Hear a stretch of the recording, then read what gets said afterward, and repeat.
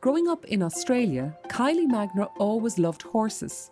So when she landed a job in the marketing department of Coolmore Stud, she was more than thrilled.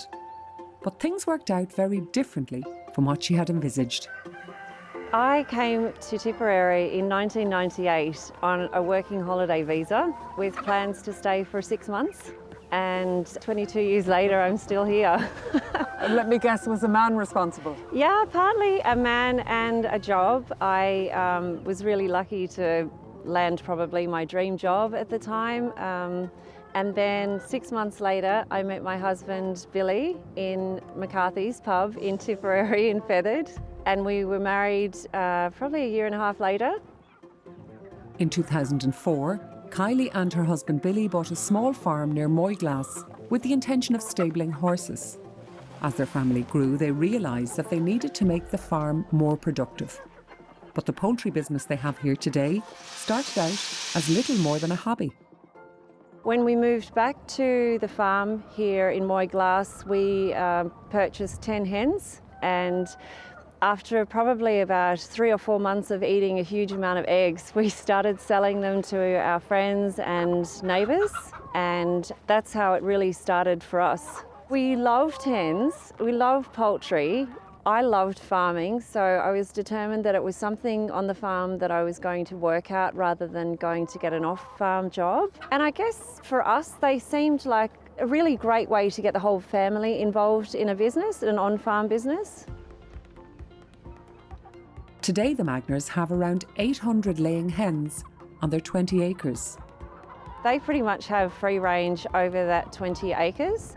We find that if the hens have fresh pasture, that they'll always want to be outside. They love acting like hens do, scratching, digging, socialising, dust bathing.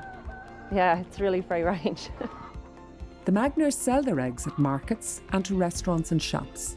Alongside their commercial hens, they've also grown the small flock of traditional heritage breeds they started out with. That flock is now at about 150.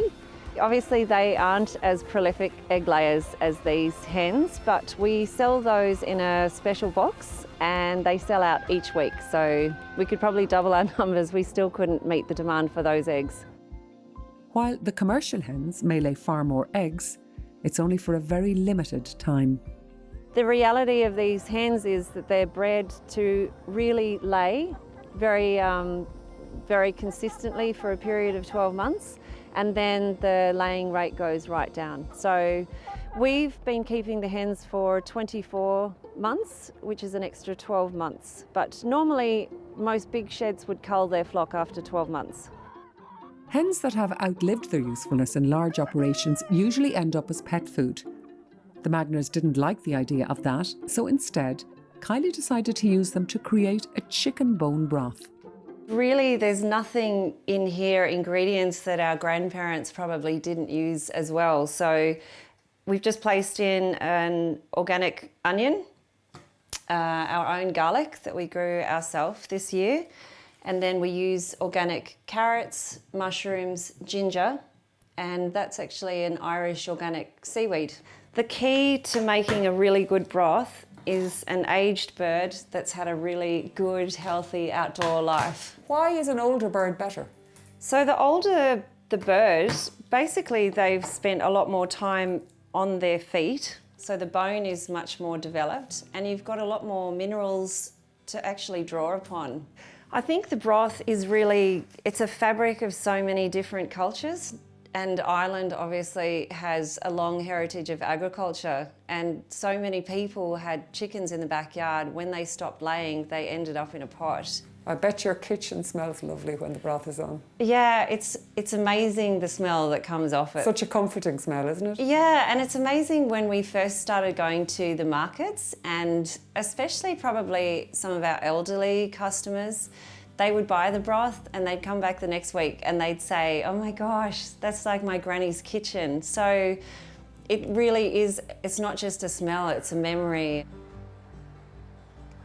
Lockdown, of course, has posed a challenge for Kylie, like every food producer in the country. Early last year, she had the idea to bring together a number of local producers to create a one-stop shop on her farm. Customers can shop online and then pick up their order from a stall at the farm gate. Sarah Furno of Cashel Blue Cheese is one of those grateful to have this outlet. It mightn't necessarily, for a business of our size, be about the volume, but it's about showing everybody we're going to keep on going forward one step at a time. Sarah, even something as simple as one stall on a farm in County Tipperary makes a difference to a business. Of course it does. And keeping our heads on our shoulders at this time is also, part of all of this. So yes, absolutely, every little counts. The success of the farmer's basket idea and her very productive hens has encouraged Kylie to think about growing her business. She recently acquired a few cattle and sheep and is considering the option of leasing some additional land.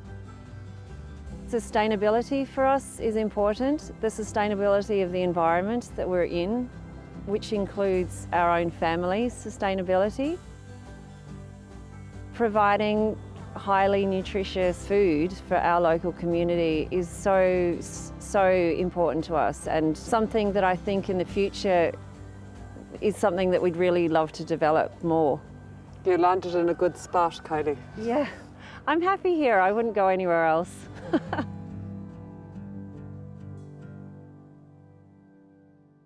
That's it for this week. Next week on Ear to the Ground, Ella will be in Meath seeing what a crackdown on nitrogen use will mean for farmers.